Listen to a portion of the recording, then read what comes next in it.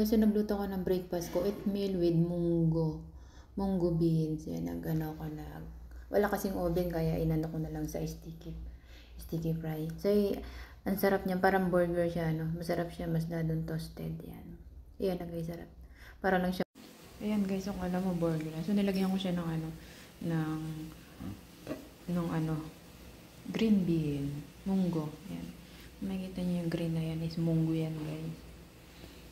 Breakfast for today. Oatmeal, cinnamon, no egg na siya, hindi ko nilagyan ng egg. Tapos, walnut guys.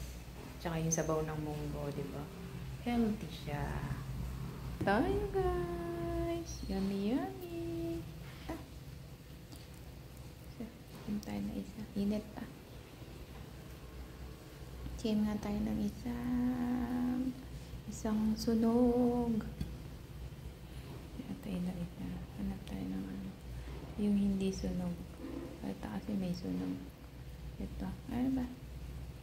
Yan. Ito may hindi. Mayroong malambot to. Malambot to. Ito. Ayan.